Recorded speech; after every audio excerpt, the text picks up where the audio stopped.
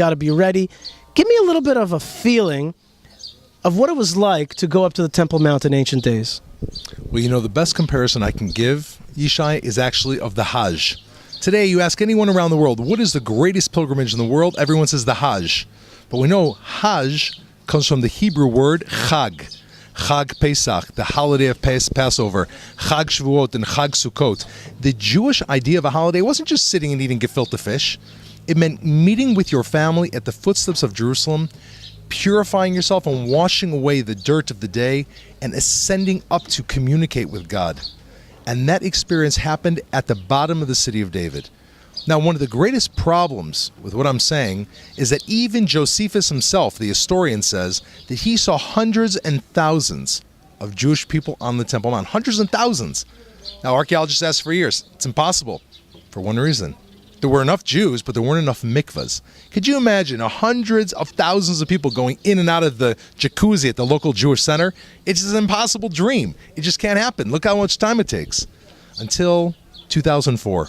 I remember I got a call at my office that there was a sewage leak in the city of David. The city was in the middle of repairing the sewage leak when they unearthed a massive set of stairs. We began immediately sent crews. They dug the stairs. You're talking about a pool with stairs leading into it on all four sides, much larger than an Olympic-sized pool, down at the bottom of the city of David. So people would immerse into a pool, become pure, but then they had another problem. From that pool up to the temple, you had to walk 2,300 feet. How could you walk? If you're Tahor and I'm Tameh, you're pure and I'm impure and I bump into you, you've got to go back in. So remember the archaeologists at the time, Ronnie Reich and Eli Shukran, they said, if this is in fact a mikvah, we will find a road which leads from this pool to the temple. That, my friend, was prophecy, and that road was found. And that's what we're about to see. So the road is going to lead from down here all the way up there. That's right. All right.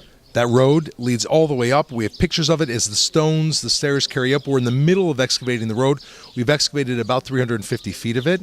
What we found, which is quite amazing, is beneath the road, there is a water tunnel, large enough for a person to stand in, and that area you can clean out very quickly.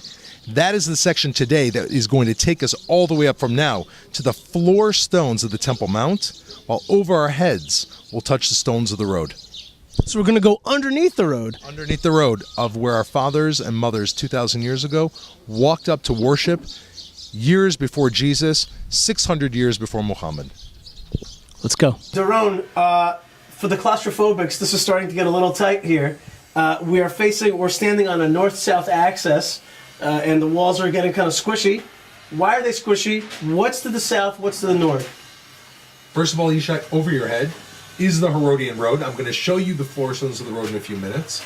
We are in the water channel, which is just about the width of a person, stood about 2 meters high, where the water would run down from the upper city all the way underneath the city of David to irrigate the fields at the bottom. Herod did not leave out a single detail.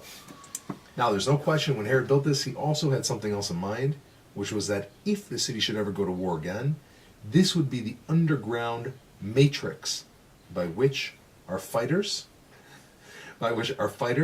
would go underneath the ground and battle their enemies, which in fact happened. Just to the north of us, we're going to walk to this day north towards the direction of the Beit HaMikdash till we get to the floor stones of the Kotel, and to the south, you would hit the Shiloh pool. We're standing in the middle of that crossroads. Awesome. Okay, underneath the ground, in a channel.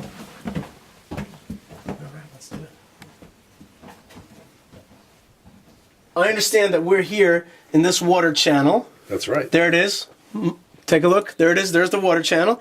And the road is right above us. That's where all the people are going up to the Temple Mount. Their feet were right here. This is the road. Our forefathers and foremothers and their children were walking on their pilgrimage to the Beit HaMikdash right here 2,000 years ago.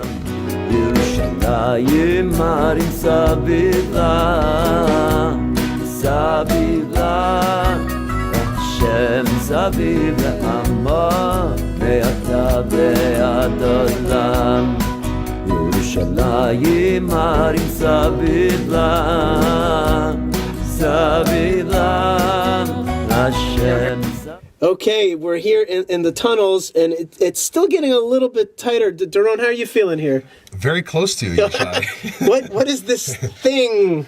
What is this? This metal pipe was used is used today to transport our bags from the people excavating in the north. The bags slide down this pipe about 350 feet until they hit the drop-off point where they're collected and sifted. This is a transportation shaft which one of our workers came up with and saved us about 1 million shekels a year just by putting this in. Wow. Okay, this was a place of breakthrough for you, is that right? That's correct. What was the breakthrough? In this area, last January, meaning 15 months ago January 2011, our teams have been digging for months, swinging their axe day after day for years. We thought we had another 2 years of work before we would make it to the Western Wall. One night in January, one of the workers swung his axe, and right here, it opened on this top layer. From here, about to the bar, it was open. We crawled on our stomachs all the way through here, all the way north in one day. There were 5 of us that came through here and a cameraman. The most uncomfortable situation was when the cameraman was behind us and we had to put him in front of us. We had to each lay down on our backs and to climb over us. And this was the area where in one day we climbed north to the floor stones of the Kotel that I'm going to show you. Wow.